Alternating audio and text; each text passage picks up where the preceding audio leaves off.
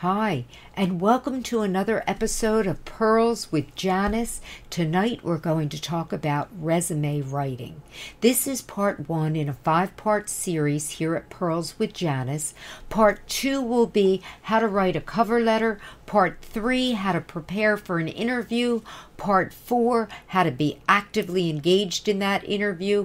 Part 5, what to do after the interview. Okay, what we're going to do tonight is talk about some of the important aspects of a resume. And I think we need to get right to a couple of resources here on the internet, because the internet is full of ideas and places you can go for resume writing. But some of it is costly, some of it is cumbersome.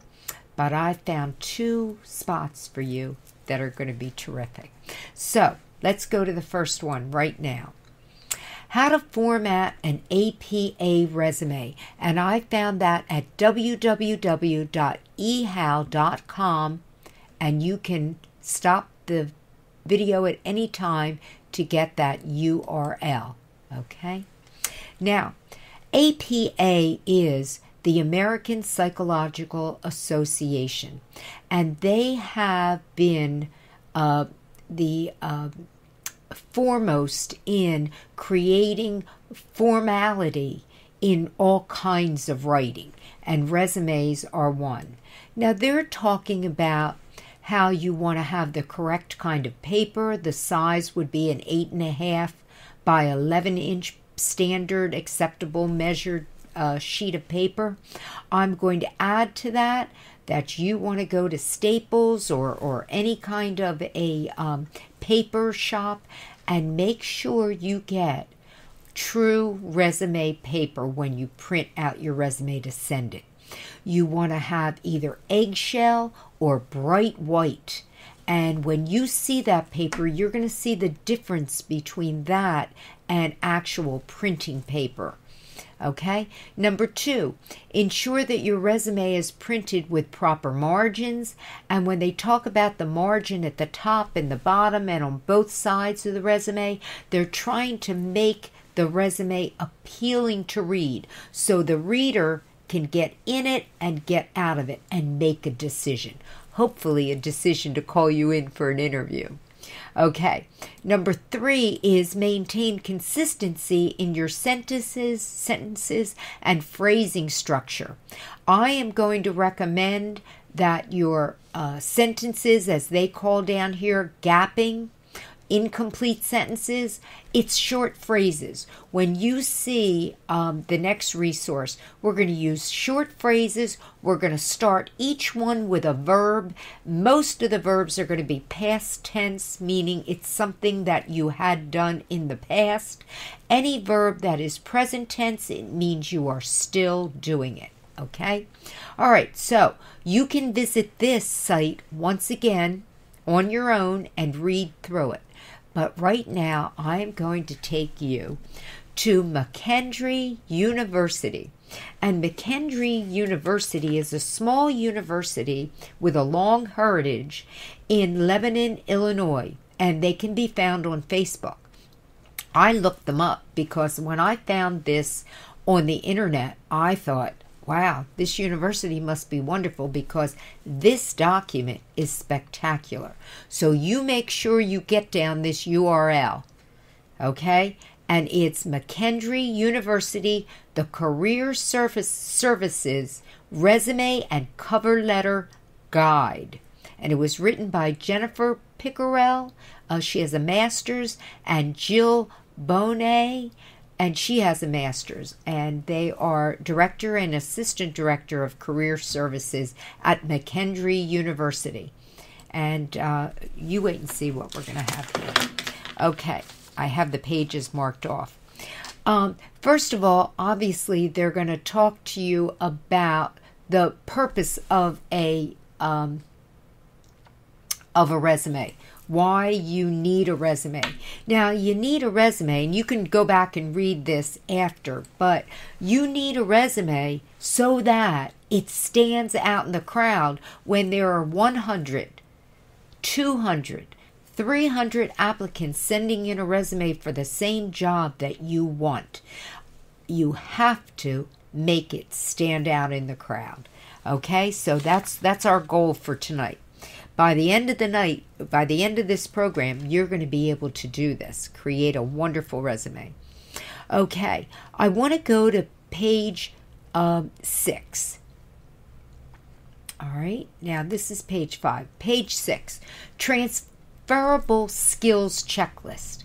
Now, if you were a stay-at-home mom and now you're ready to enter the workforce and you want to create a resume, or if you were a food server and you want to move into retail, or you were a teacher and you want to go into business, or vice versa, or you were a dealer or a floor person and you want to start another career path, this is the chart you need to look at. Transferable skills checklist. Over the years, you have developed many skills from part-time, full-time positions, from classes, campus activities, volunteerism, and other leadership experience. A prospective employer wants to know about these transferable skills you have gained and how they can be applied in their specific work environment. Use the checklist to help you pinpoint some of your transferable skills. Now, here you would look under communication skills, writing clearly and concisely, interviewing, editing. Here is research, planning, and investigation, human relations, interpersonal, listening, conveying feelings, sharing credit. These are all wonderful items that if you can pick out maybe 2 or 3 in communications, 1 or 2 here, 1 or 2 under human relations, a couple under work survival, you can incorporate them into your resume. And actually, they have a worksheet right here. Look at this. You look through all of the different transferable skills, and then on the bottom of page 7 of this document, they say, list your skills that you consider your best transferable skills for this job that you're looking to get. Write an example of where and how you use the skill. So you identify the skill, an example of where and how you used it. Okay, this is all in preparation for creating the resume. Now, there are a number of different formats. You see, chronological, functional skills, targeted, combination, and hybrid. I ask you to stick with the chronological. You're going to go reverse chronological order, and you'll see what I mean by that. This is the resume format that most hiring managers are familiar with and they're looking for, because they know exactly how to get into it and get out of it and make a decision based on the information they gained. So you can read all of this and you can eventually create one of these other 3. But for our intents and purposes right now, I want you to stick to chronological. Okay.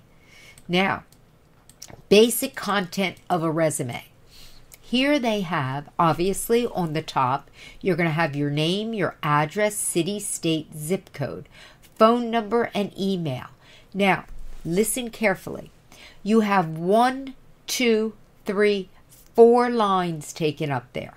I recommend that you take the phone number and move it over here, and you put your email on the same line next to it. So you saved yourself a line because you may need it. You don't want your resume to be too long. I say no more than 2 pages. Okay, now, objective.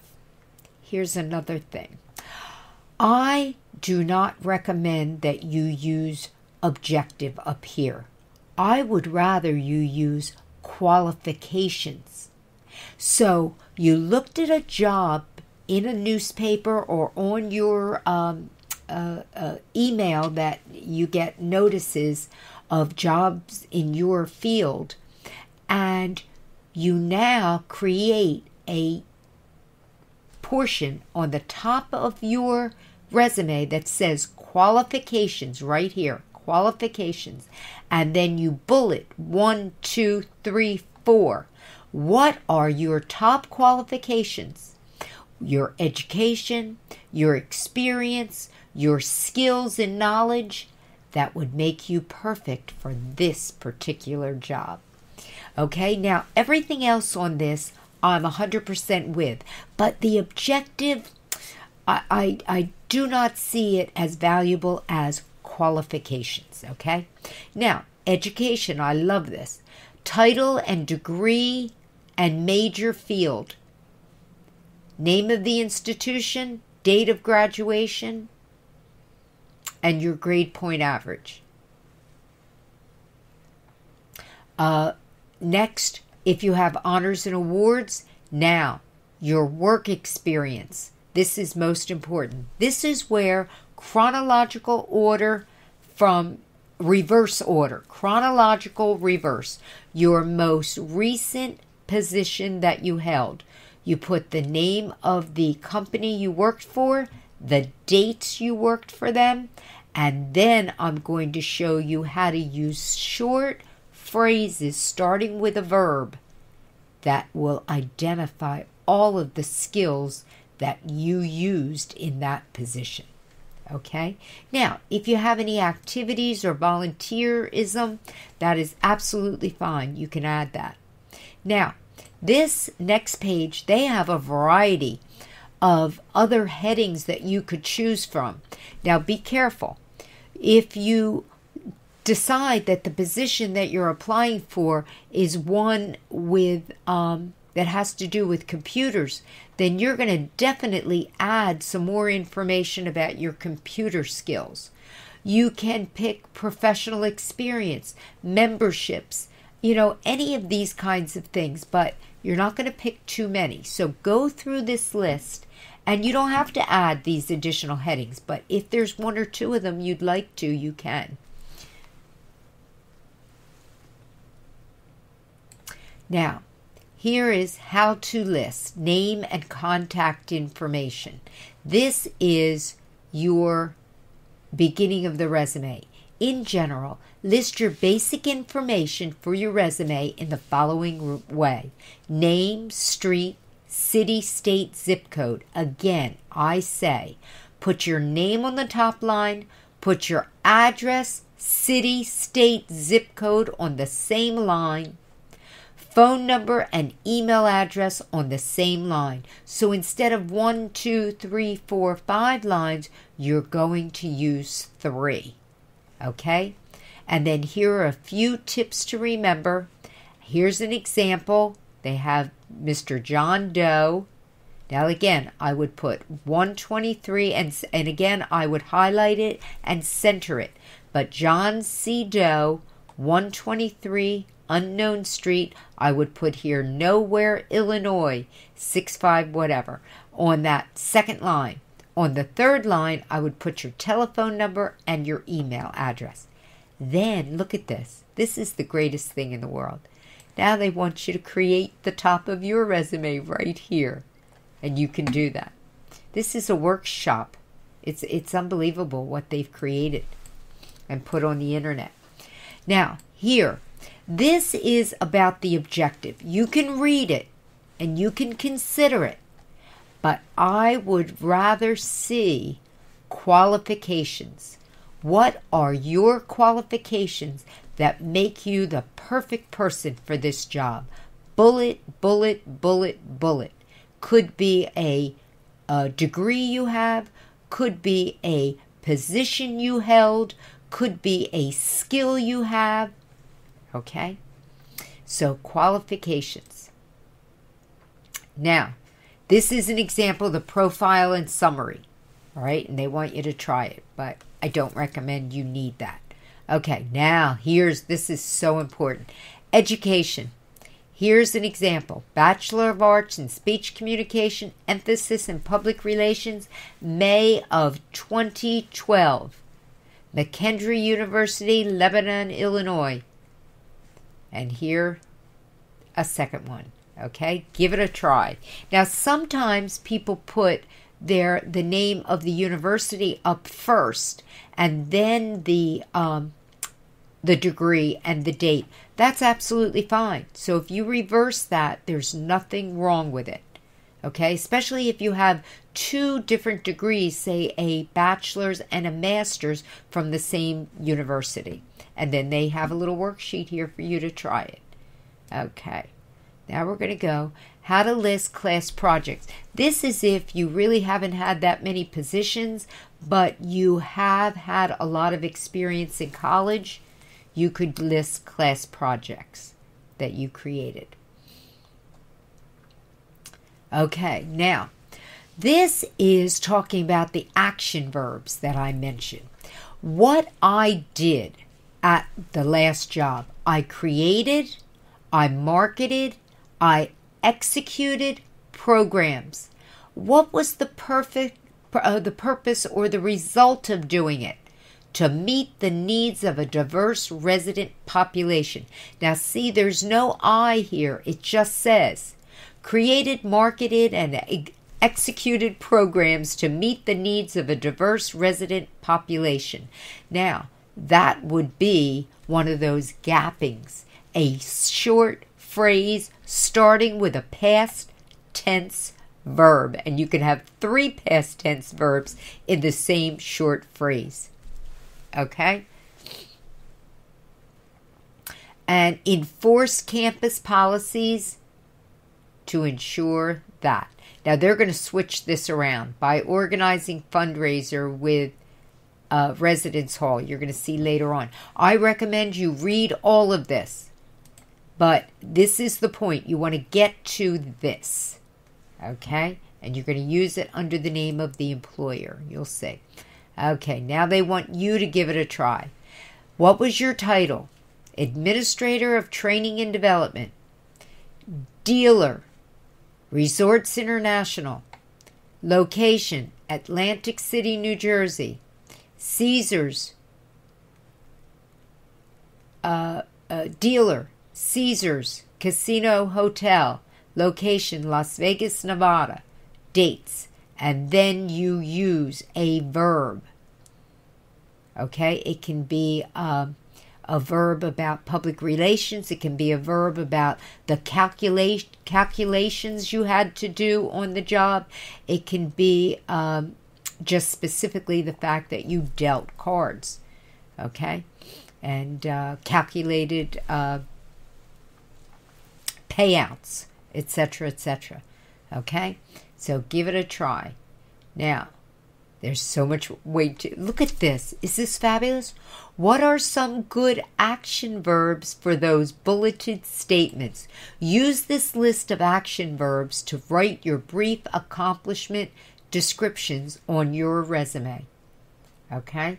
So, what we have here are 2 pages, and they're even categorized. Communication and people skills, finance skills, management and leadership skills, helping. This is the best thing I've ever seen. Look at this. Formed, founded, expedited, inspired, intervened, motivated. So you should easily be able to find some of those verbs. Look at this. 2 pages of it. How to list. This is if you had volunteer work or campus activities, you could add that. And there's a worksheet for you there as well. How to pull it all together. Now, this is what they want you to do. Look at this. Now they give you like 7 or 8 examples of a completed resume. Now, remember, I recommend that you take your street and city and state, put it on one line, your phone number, your email on a second line, and then highlight it all and center it. This I recommend not be profile. I recommend it be qualifications. Just about 3 or 4, no more, before you get into education and then work experience, okay? And then you can have other things. All right? Now look at all that. Look, one right after the other. So, let's go back to this. You're going to take down this URL. you are going to go to McKendree University's Career Services Resume and Cover Letter Guide. You really ought to write them a letter, an email, and thank them for having this on the internet, because it's absolutely wonderful. Now, I'm going to bring myself back, and this is what I'm going to say to you.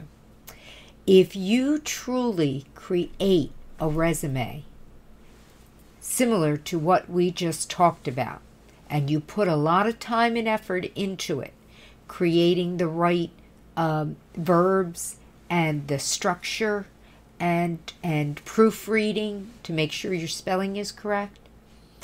If you want to email it to me then, after you put time into it, I'll take a look at it and give you feedback. Okay?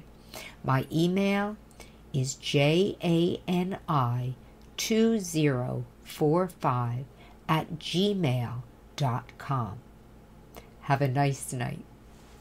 Come back to Pearls with Janice. We have a lot more on how to get the job.